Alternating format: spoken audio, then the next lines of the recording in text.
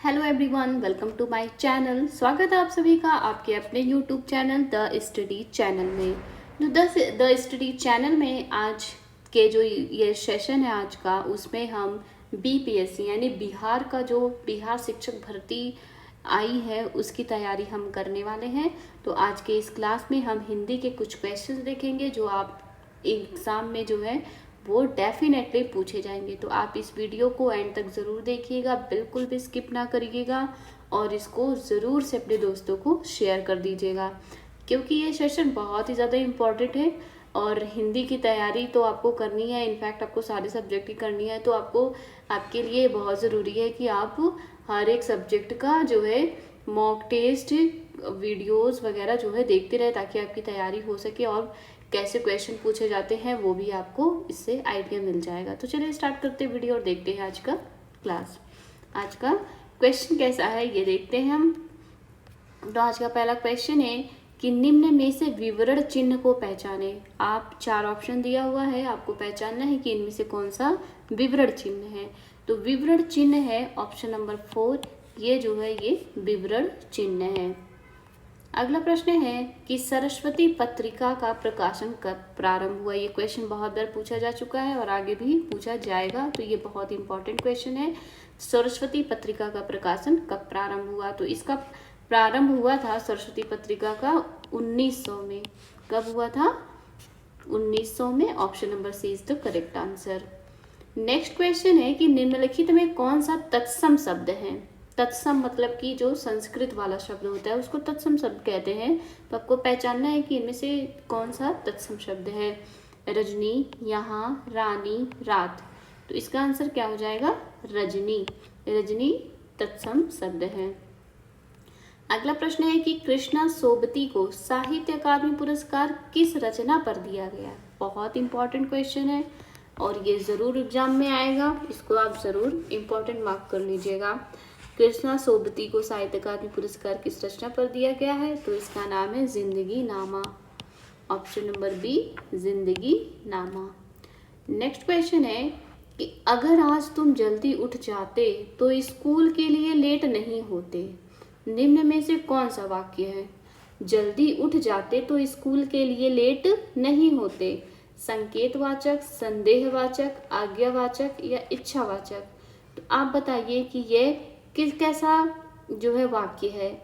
तो ये कैसा वाक्य है? ये संकेतवाचक वाक्य है। कैसा वाक्य है? संकेतवाचक।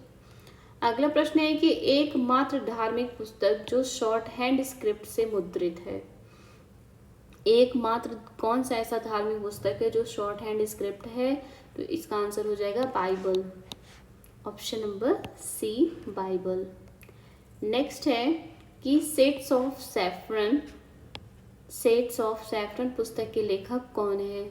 तो इसका आंसर हो जाएगा सबा नकवी। सबा नकवी सेट्स ऑफ सैफरन पुस्तक की लेखिका है। नेक्स्ट क्वेश्चन है कि अनार का पर्यायवाची शब्द क्या होता है। अनार का पर्यायवाची, तो अनार का पर्यायवाची इन चारों ऑप्शन में से हो जाएगा राम बीज। Option number A is the correct answer. Ram बीज अनार का पर्यायवाची शब्द है। नेक्स्ट क्वेश्चन है कि 4 गज मलमल में कौन सा विशेषण है। 4 गज मलमल, इसमें कौन सा विशेषण है।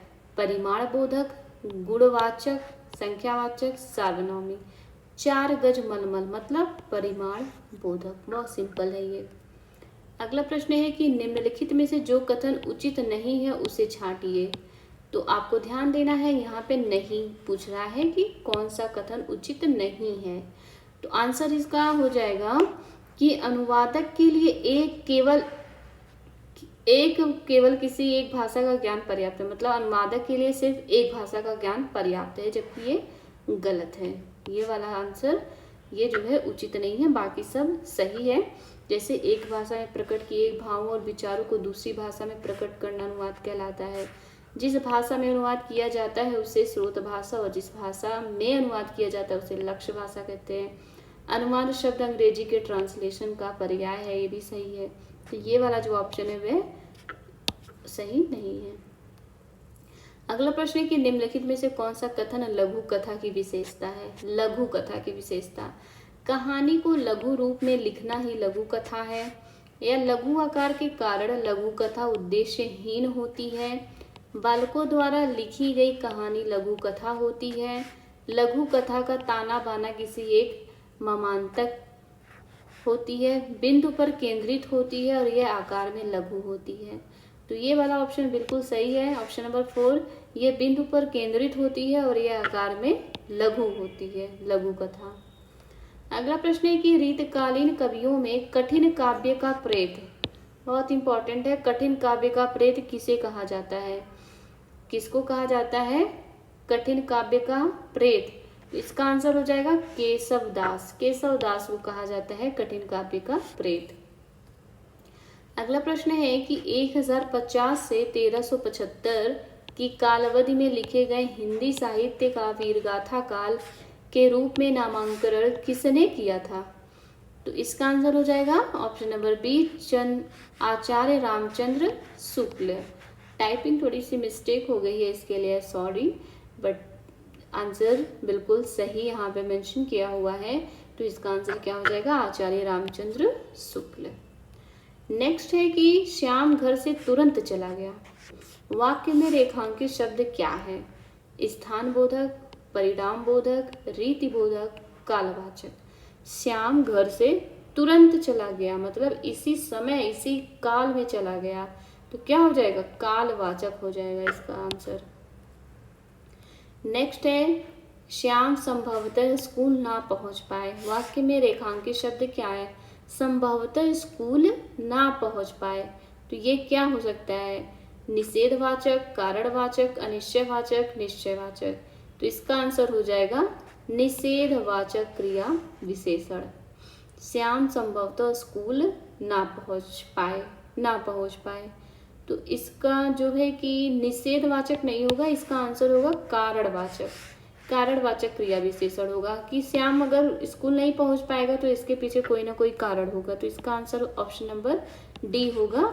ऑप्शन नंबर डी होगा, सी नहीं होगा। अगला प्रश्न है कि खरगोश तेज तेज आगे बढ़ता है। दिए गए वाक्य में रेखांकित शब्द है। तेज तेज कैसा शब्द है? विशेषण, क्रिया, क्रिया विशेषण, संज्ञा। तो इसका आंसर हो जाएगा क्रिया विशेषण। क्रिया विशेषण है।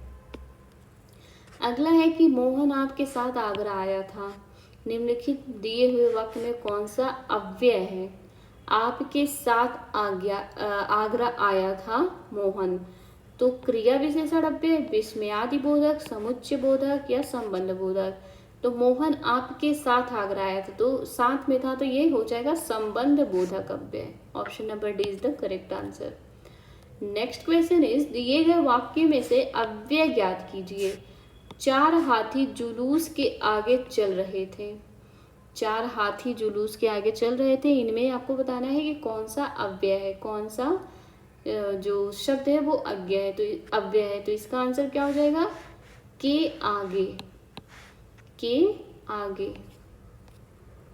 अगला प्रश्न है कि पंखा शब्द का बहुवचन रूप है, तो पंखा का बहुवचन हो जाएगा पंखे। पंखे जो है पंखा का बहुवचन हो जाएगा। अगला प्रश्न है कि दिए गए वाक्य का काल ज्ञात कीजिए। जो कमाए सो खाए, इसमें कौन सा काल है? पूर्ण भूतकाल, सामान्य भूतकाल, संदिग्ध भूतकाल, हेतु मत, विषय भविष्यत काल। तो आंसर क्या हो जाएगा इसका? जो कमाए सो खाए, मतलब जो कमाएगा वो खाएगा। तो इसका आंसर क्या हो जाएगा? हेतु मत भविष्य काल। Option number D. और आज का लास्ट क्वेश्चन है कि गर्म गर्म हवा चल रही थी इसलिए वह सो गया। वाक्य में रेखांकित शब्द क्या है? गर्म गर्म हवा चल रही थी इसलिए वह सो गया।